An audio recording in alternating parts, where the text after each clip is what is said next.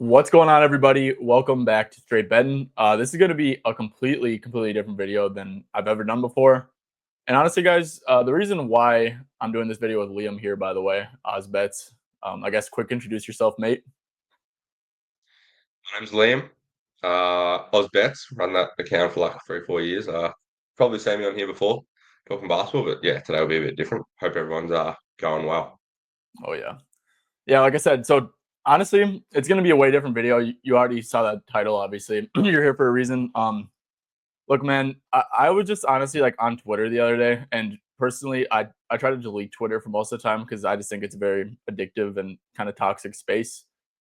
But I was just scrolling, man, and the space is just full of stuff that isn't great to keep it light. And this isn't like to like expose or tarnish anything, but it's just to like tell people who may be more uninformed like the honest truth. So before we get into this, man, I just want to start off. Obviously, this is about pick selling. I actually want to start off by showing some empathy for pick sellers. Even people who aren't very good at it and like clearly should not be selling picks. I've sold picks before. I've sold picks this year, man. Like I'm totally like, I've done it, right? I've sold picks before though, like in a way that probably wasn't very helpful to people telling me.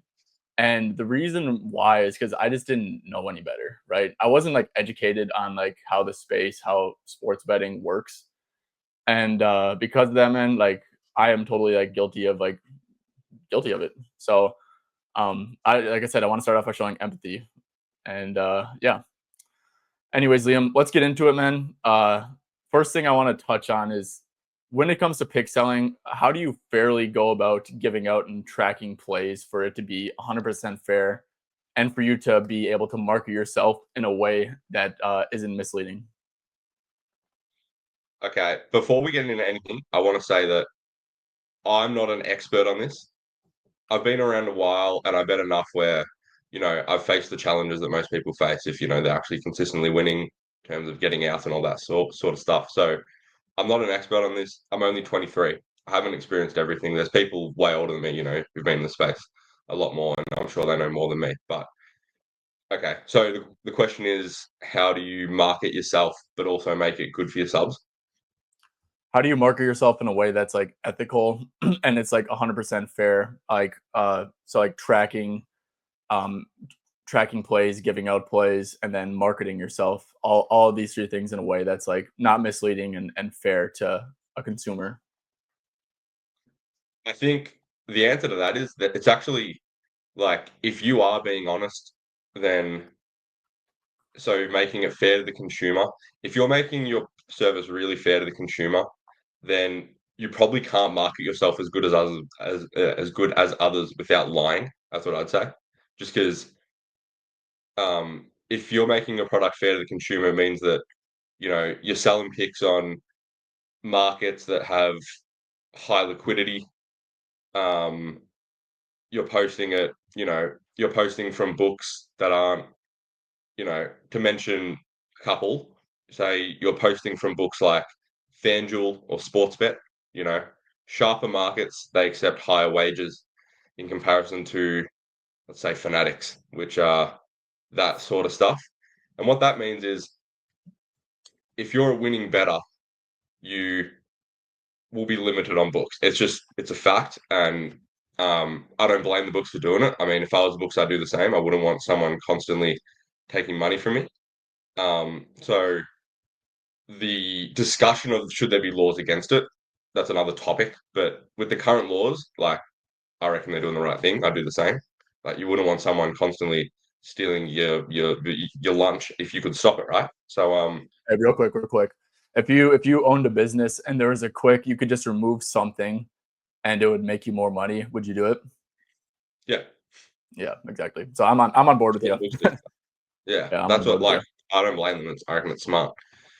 So yeah, if you're selling from books that harder markets to beat, sharper books, it means that your results won't be as good as others who aren't doing the same. And what that means is when you're marketing your stuff, what people are looking for is how much you're winning, what return on investment you've got, all that sort of stuff. You won't have as good as others who aren't doing the same thing just as a result of the market you're betting into, which means it'll be harder to market the numbers. But so what that means is unless you're lying, you actually can't market yourself as good as others. Like it's just um so you sort of have to pick one or the other. Like do you want to market yourself on so you pretty much have to pick one or the other. What do you think, Ty? You right? Yeah. Yeah, I agree completely. Well, you talked about you talked about like, the books, right? Some books obviously guys are very quick to limit, and I think that tracking plays, you mentioned timing, right? Overnight lines, especially ones that aren't at, the FanDuels and the Caesars of the world. Um those aren't fair at all to track. First of all, because like who's actually, what percent of your clients are up at that hour? What percent of your clients are already not limited at those books? What percent of your people are going to get your what percent of the people who actually do bet it though are going to be limited in like a week or two after, tailing you? I think all three of those factors like make obviously stuff like that unfair. And like people just don't get that, right? It's like, the point of like tailing people is to, maybe start at like 25 bucks, and then, the hopes of like slowly growing your bankroll, slowly being able to bet, 50, $75 units, then maybe like 100 or something like that. That's just like not that's just not going to be the case if you're tailing people giving out like overnight lines at, soft books, because you won't even be able to like bet at those books and get those numbers like in like after a couple weeks. So yeah, we talked about like you talked about like the books and the timing of it. And then like, yeah, the marketing of it, right? It's super easy to beat overnight lines, to beat, softer book lines really at like pretty much any time. And, as long as you're like tracking like the best number, honestly, in general, if you're tracking at the best number, you're probably going to have a winning record, right? You could be coin flipping, but if you're tracking at the best number, like you're probably going to have a winning record because you're technically making like plus EV bets and stuff like that. So, if you actually know a little bit of ball, you're tracking soft lines, you're tracking overnight lines, like you're going to have a ridiculously good record no matter who it is doing it, bro. Like I could probably teach my mom how to do it in like a couple weeks, and she'd be able to start a premium and make a lot of money. But yeah, I think all that stuff is like unfair. But you talked about being fair. You talked about, FanDuel, Caesars. If you do want to bet early, you can realistically get 100 down on places like that, Prop Builder, stuff like that too. And then yeah, it's like I think that all that other stuff is fair game too, as long as if you use the softer books, it's just got to be closer to tip. Yeah. Um, the overnight line thing, what I'd say is like if you're just someone who wants to bet 5, 10 bucks, which plenty of people do, 5, 10, 15, 20 bucks, and that's all you want to bet, then following the people who do that is fine. And there are a fair few people who, they just bet so they can watch a game at night and have some action with it, just a little bit of money. So if you're one of those people, then following those people's fine. The problem is people who post the overnight line stuff. By the way, for overnight lines, specifically for props, because that's a much softer market in comparison, like totals, spreads, all that sort of stuff. Yeah, people who are posting overnight props, um, I would, I think the fair thing to do would and I understand why they don't do this, but put a disclaimer of like, if you're betting this, your accounts will get limited because anybody with a knowledge of sports could probably get CLV on 24-hour props. Um, it's just the way it is, and CLV limits your accounts. You're going to win a lot as a result of it. Um, but what you're trading off is winning a lot in the short term, losing your accounts in comparison to the longer term. Having healthier accounts, being able to win if you do it different ways. But yeah, if you're selling tips and you're posting literally like 24 hours before the game starts, what I think you should do is let people know what happens if they're betting into this, into these markets. Like it will just be completely transparent and honest. Of these are really easy markets to beat. You're gonna get limited because the people who post them are probably good. Like, they're probably winning. I'm sure not everyone. I'm sure some people, the people who bet like parlays and stuff like that, they're just, scammers. But there's plenty of people who bet like props, like 24 hours ahead. And I got to put my hand up. I used to do the same because I had Me no too. idea. Me So too. I used to do the exact same as that. I had no idea. I was betting probably $100, $200, and I thought, fuck, Joel Embiid's 25 and a half against the Spurs. That's awesome. Let's bet that. That'll be 29 and a half tomorrow. Um, so yeah, I did the same back in the day, but the way I found out about it is the more I'd bet, the more I'd won. I'd realize like these books limit you. You're sort of restricted. So like you win in the short term, but you restrict yourself to win in the long term just by the amount of stuff you can bet on props. So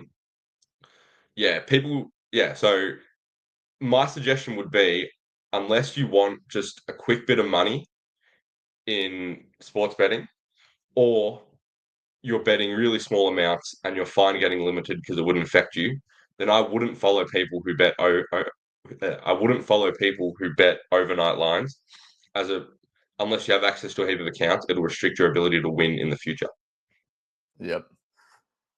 All right. Liam, what's like the top things? I know we already kind of mentioned a few of them, right? What are like the top things that you see out there on like social media, like that you see in like a scammy light? Like obviously there's a ton of people out there who just flat out lie about their records. But outside of that, like what else do you see out there that like, that like the average person might view as Yeah. normal, but you see as like scammy? I think if you don't have a spreadsheet with tracked results, you're probably not winning because if you were, why wouldn't you be recording it? Um, so that's number one. And I know there's big accounts on Twitter that you see um, that you ask for a spreadsheet and they say, "Oh, I don't have one. Don't I forgot? You know, couldn't be bothered entering it in, all that sort of stuff." That's a bit of a put off because if you're really good, you'd want to be able to show it, and you want record to be able to show it. So that's probably the main one. Um, that's honestly the biggest one for me. What do you think, Ty? What are the ones you look for?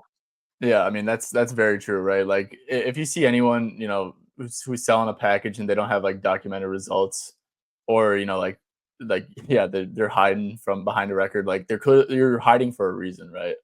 If you got to be super super transparent about it for sure. Um, yeah, I think that some of the stuff is just like the stuff we touched on in the past, right? Like just like slight stuff, like just posting. I think never showing a bet slip is personally, and I know like there's like an argument to be made is that like if you truly are sharp, like and you're running a service and like the lines are going to move, that you're doing them a favor by not betting it. Like there is that argument out there, but I think that like if you see like if you post a line at a soft book, you need to show a bet slip behind it, right? Because if you know that damn sure you can't get down whatever you want to bet, you shouldn't be sharing it, right? So Yeah, I think that never showing a bet slip is sneakily scammy, but like I totally get, the other side of it too. But that's one of the things for me. I personally have never shown a bet slip, but actually, there was one time this guy who asked like, it was like, if you are a winning better, why are you selling picks? And I'm like, because you know I can provide a service to people while still winning myself. Why wouldn't I do that? And then he like brought up a random bet from like 2 months back and said, "All right, show me this winner." And then I showed him that winner, and that's the only time I've ever. But also the way I run my stuff, most of my stuff's on FanDuel Sportsbet. I'm not posting from softbooks, but still, um, yeah, that's probably a good one. Like if you're getting if you're following someone who's posting overnight on Fliff, right? They should probably be showing their bet and see if they can get more than $10 on it after winning for a month or so. But yeah, so that's a good one.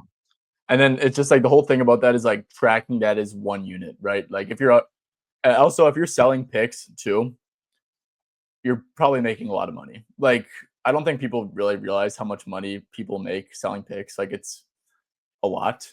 Um, like it's really a lot.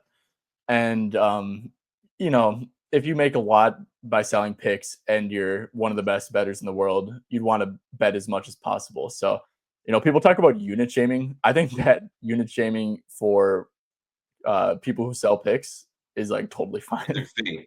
Yeah, it's Yeah, good. Like you shouldn't be selling picks if you can only get $10 on your own stuff, you know? yeah. Or if you're like if you can get down and you just choose not to, it's like, well, that doesn't make sense, right? Like you're supposed to have a positive ROI. You're supposed to be really Exactly. good. You should be trying to get down a Exactly. ton. So, all right, Liam, let's get into the business model of pick selling platforms. Why is everyone selling picks? What is like the business model at, and why is that business model leading towards literally thousands and thousands and thousands of people selling picks? Because it's very easy to do. Like you literally the space is pretty much there's a lot of people who do it the right way to a certain extent. But there's a lot of people who hit a parlay, right? Go on Twitter, post it, start a premium, uh, and then just they're able to post their winnings to Twitter or anywhere, and then people who bet little, don't have experience, see that they've got a premium service, they subscribe to it, and there's no tracking going behind it. They just see like the pretty big prize, and then they go into the draw pretty much. But the problem is the person who's doing that, they only post the winnings where parlay, right? They might hit one every 2 weeks. They might hit a really nice one, but you don't see maybe the eight they post a day that lose. Um, and that's the risk of that side of it. You just there's no the way I look at it is if you're dealing with people's money, you should be absolutely fully transparent, which is the same way, if you went to a financial advisor and they were dealing with your money, they have to be transparent. There's probably laws around it. This is sort of the same thing. You're dealing with people's money. There's not laws around it, which is why you don't have to do it, but you should be like 100% transparent and honest. Yeah, agreed. I think my question was a little bit different, but I'm going to touch on it. So, the business model of pick selling platforms, right? Like, how do these businesses make money? It's by having as many pick sellers as possible, right? They get a little cut of every single subscription. So you want as many subscribers as possible. They You get want anyone as on. many. What's up? They get anyone on. Anyone on. Anyone's money is the money. So that's the model. That's why everyone has pick selling platforms everyone sells picks. And the reason why everyone sells picks is because the people are pick selling platforms will literally DM a better who post plays for free, sees that they're on like a 5-2 run or something, sees that they hit a big parlay. They'll be like, "Hey man, congrats on being on this crazy run. We think that you would be good for our team. The top people on our team make 6 figures a month or something like that." And just being like an average person, like everyone's gonna say yes to that, and like everyone's gonna say yes to that. Like why wouldn't you, man? Like you're someone like people with like big influence are telling you that you're really good at this and that you can make money doing this.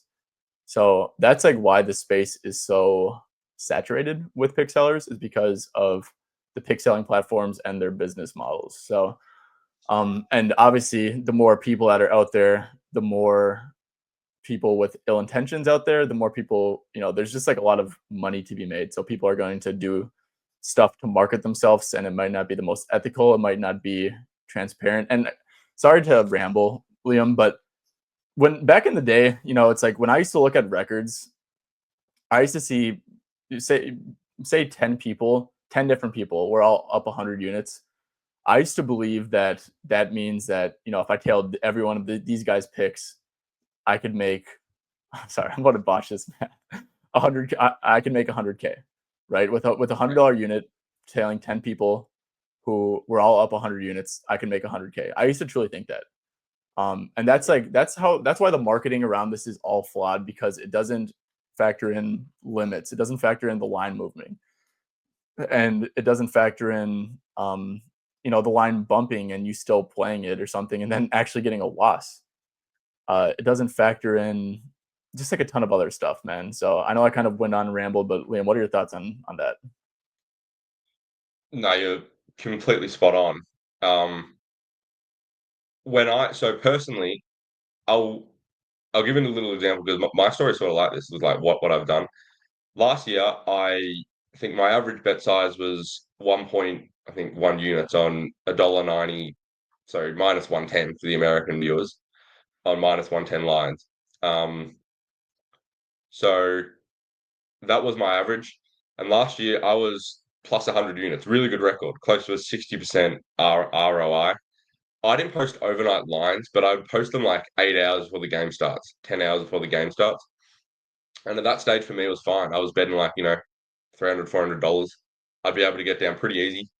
Um, so, it's a good record. It's not truly overnight lines. But what I found, the more I won, the harder it was to get down money.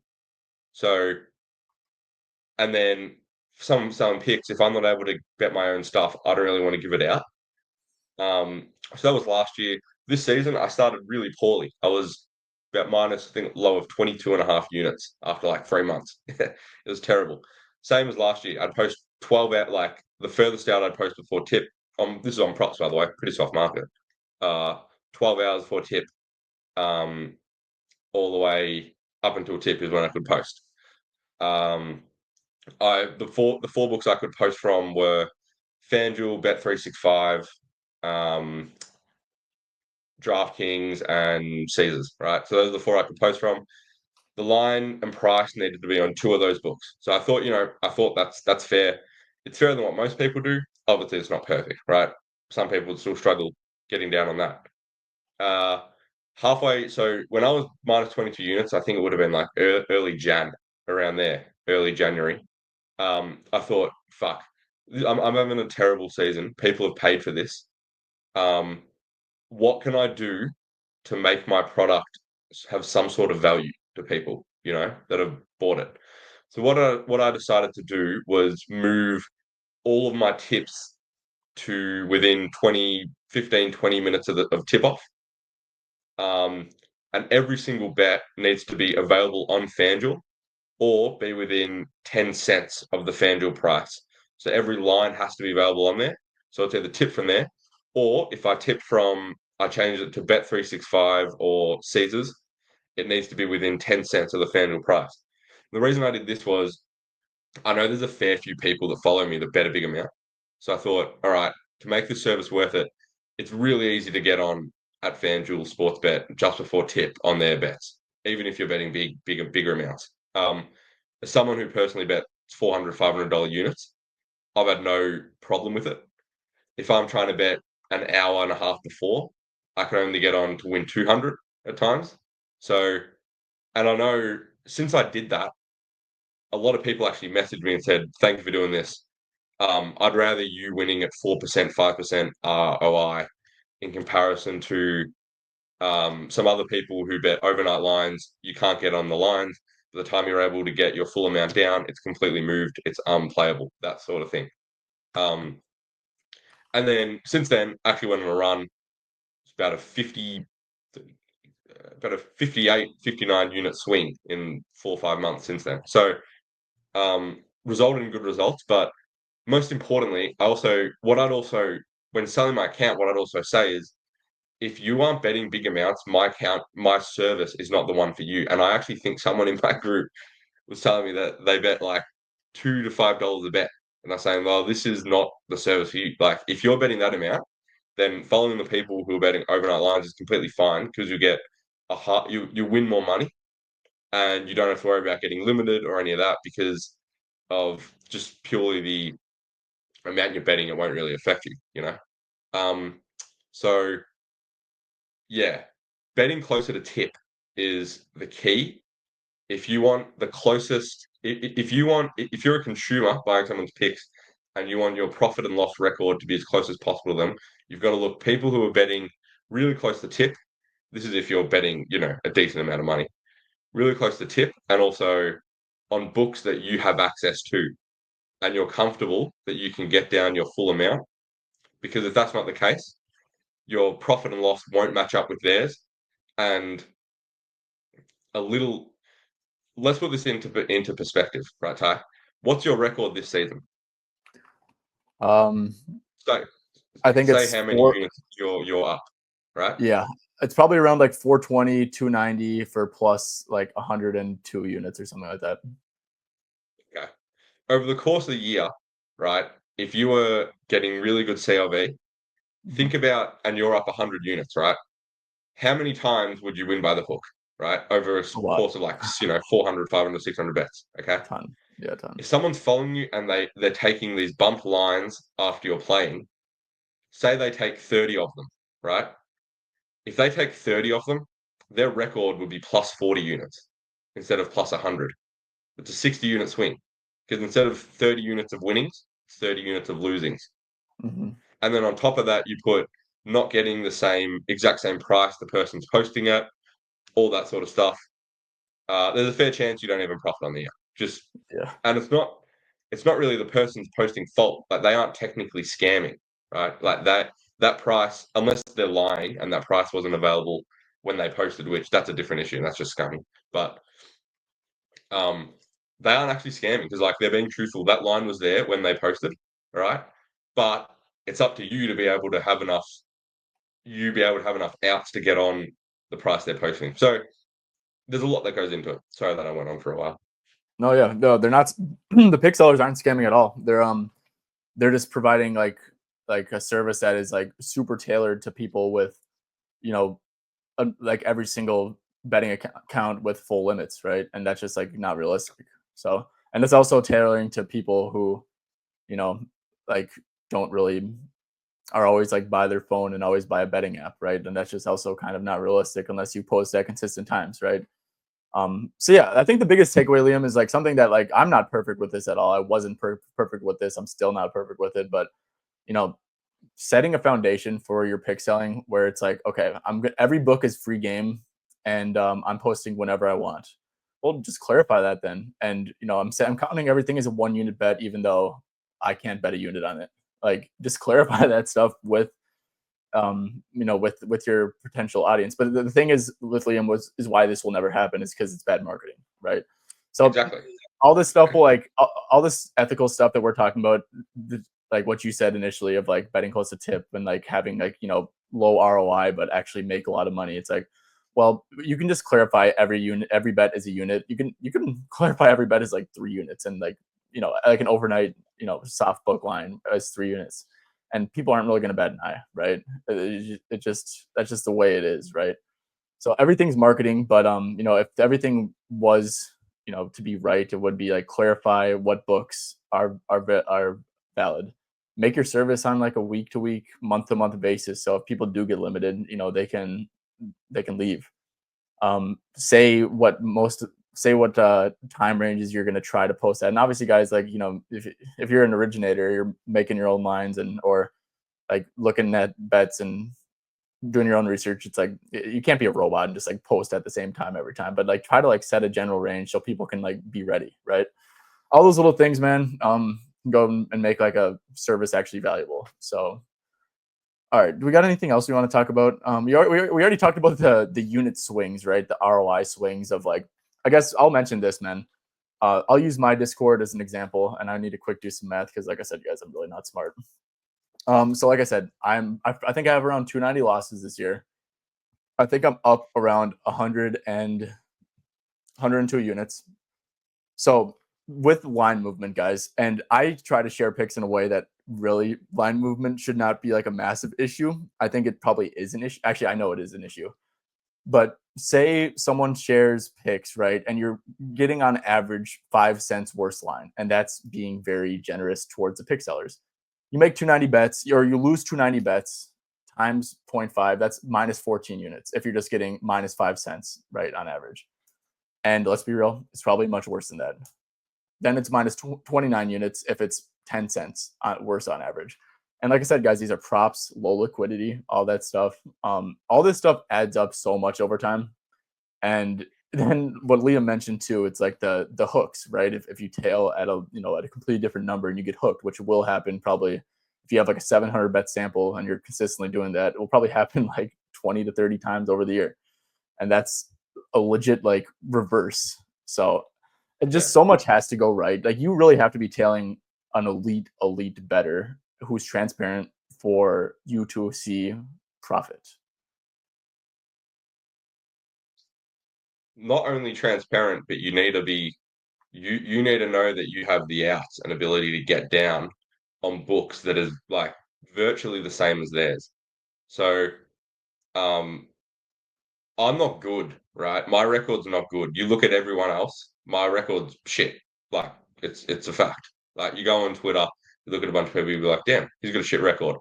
But and by the way, this isn't selling my service as well. But the reason I do it is because if I'm posting from FanDuel, the likelihood is the lines don't move straight away when I post, right?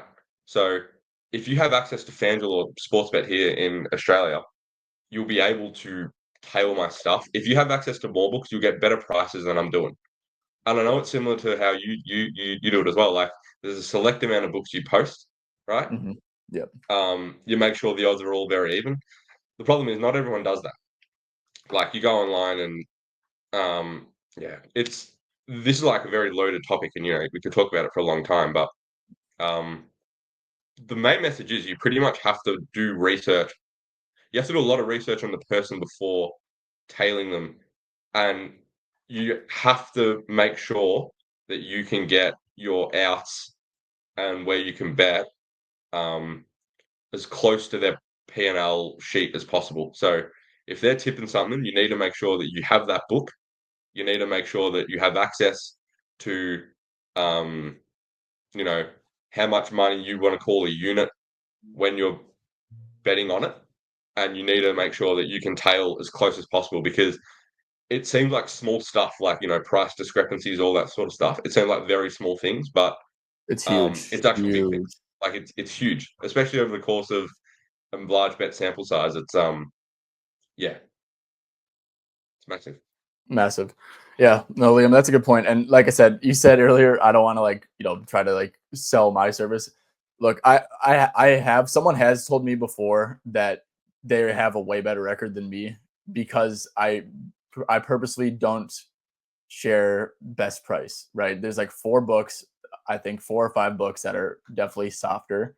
I'll list the prices, like I'll make sure to like let people know like if you can bet here, like take this number because it's a better price.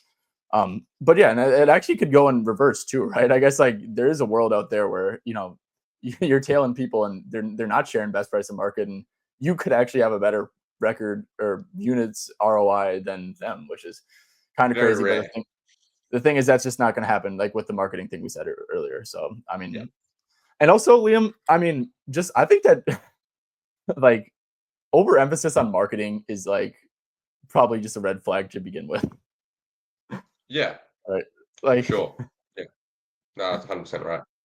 like if you're really trying that hard, man, it's like I know you're like trying to make money and stuff, but just overemphasis in marketing, like people who are just celebrating wins, like just normal wins, like they just like won the NBA championship. uh, I'd say the chances of them being long term profitable probably isn't very high. Last Spot question I on. want to ask you, Liam. Then, what percent of pick sellers do you think actually bet their own picks at like the own unit size that they Uh, recommend? I don't know how to put a number on it. um, I don't know how to put a number on it. What do you think? 5%. 5? I'm so serious. I think it's like 5% Uh, every single play, and I'm talking about every single play. what I'll s- the what I think why it might be higher is that um a lot of pixel like the way we do it, where we're putting out props, putting out lines. I reckon more than 50% of people on Twitter or selling picks are doing parlays, Yeah. right? And Oh, and they have to show the bet slip for engagement. they have to show the bet slip. And the way they're actually scamming because they just don't have a record. They just Yeah. only post the wins. And I reckon they all bet everything that they post because it's very easy to, right? You're posting a Yeah. plus 800 home run parlay on Twitter, you know? Yeah. So I actually That's a think it'd good be point. way higher than 5, just a result as a result of that. But if you're All right, talking that's about people that do it the way we do, of posting like just lines, not the scamming parlay stuff, then I yeah. reckon it'd be about 10%. probably What percent of being people do able you to get a think? full unit. What percent of people do you think that track at best price and market at soft books actually bet a unit on their stuff? Uh, Probably 2%, but Yeah, and the 2% that do, if they've been winning for a long time, it's because they have access to a lot of accounts. he I know, shows it, man. I've talked to a couple that post the overnight plays, and then I know they don't bet, but I understand also why they market because, it makes them more money. So, Mhm. Yeah, yeah. What percent of pick sellers do you think truly understand the betting landscape?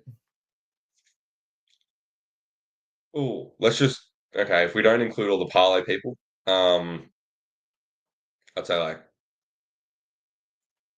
3%. Yeah, yeah, Oh, maybe a bit higher, 7%, I'll say. maybe a little bit. Some people definitely understand it, and people just ignore it. Yeah, that's why I was thinking higher. All right, guys. So we just did a whole lot of yapping, man, and this isn't to be taken the wrong way. This is honestly just supposed to be educational. If you disagree with stuff, leave it down below in the comments. Like, I'm totally open to being wrong about stuff. Liam's open to being wrong about stuff. I'm sure we said stuff that we were wrong about from time to time here. Look, man, my main takeaway is that I don't think pick sellers are bad people. There's definitely scammers out there who like legit just like lie. Um, that's not being a good person.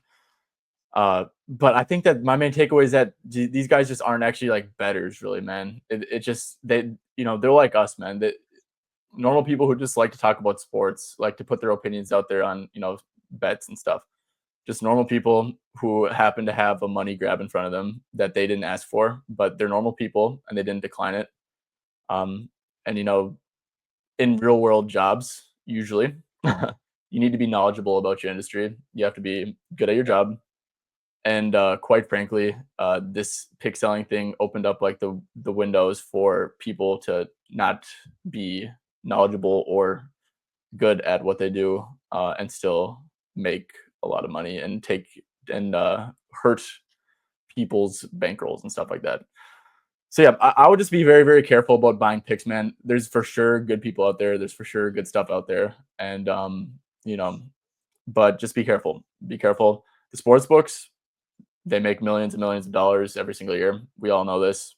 They're a business. They're a for-profit business, and they do very, very good. So very few people actually win in the long term, and there's very few people who actually win in the long term, but there's even fewer people who win so much that they're able to pass down their value to other people with all the stuff like line movements that come with it, with all the stuff like limiting that comes with it. So you need to be very, very, very, very good at and knowledgeable at what you're doing to be able to pass down information to others. And so yeah, I think that people, need to be realistic and need to understand that. This conversation is people who sell picks telling you why you shouldn't buy picks and buy their picks, pretty much. Yeah, So, it is. that's what you should title the video tag. Why you shouldn't buy picks from people who sell picks. Yeah, I actually will. I think that's a great, great title. 'Cause it's true, like, I'd if you gave me a situation, like, how much you're betting, how many books you have access to, all that, I Hmm. reckon there'd be maybe 5% of people betting who my service would be custom to, and if not, I'd tell Yep. them that there's way better people you can find. Like, Yep. do your research, and then once you're completely out of books and, um, you can't get down the money you can, that's where you can bet with me. But yeah. So, yeah. Yeah. And guys, Good sorry. thinking, man. Good combo. Yeah. Liam, I remember, I'll put this out there too. I remember you told me like you couldn't tail my pick service, and that's like totally fair. Yeah. And I've it's like, which it's not an indictment on you, just yeah, like currently with how much I bet and how much I want to bet, I can't because it's not your fault. You don't do things the wrong way. You do it better than 99% of people. Like that's a fact. But uh, if bets aren't coming within 30 minutes of tip for props, I just can't get down the full amount of money. And as a natural result, lines move throughout the day, and yeah, I'm getting a different line than when you're posting. But there's plenty of people like I probably bet a bit more on props than the average person. So that's yeah, yeah. Well, I just wanted to put that out there because we're doing is being transparent out here, right? Like, it's just yeah, it's true. mine's not Yeah, perfect for everyone either. And also, guys, by the way, I'm not gonna I don't plan on ever doing a pick service ever again. I don't really want to. I think that it's I like sharing, what I bet with other people and having them tail along. I don't like the pressure of running this and like constantly feeling like I need to have a winning day every single day. And it's not a man, it's not a great feeling if you're, if you sell picks and you go through a rough stretch. It's actually a really, really bad feeling if you are a genuine person. So something that, that's why I'm lashing out on this content space, man. I'm trying to find a way to monetize my love of my passion of sports betting. So drop a like, sub to the channel, guys. You guys helping me out with this. If you appreciate this like transparent video, transparent podcast, whatever you're listening to from me and Liam, make sure to drop a like, sub to the channel. All we try to do is keep it real with y'all around here. Preach transparency, preach just being yourself. So yeah. All right, Liam. Anything else you want to say before you jump on out of here? No, I reckon we covered everything pretty good. Hope Yeah. everyone has a good day. That's what I'll Hope say. you guys have a great day. And yeah, not all pick sellers are bad, but a lot of this stuff is misleading. So thank you guys for tuning in. Catch you guys next time.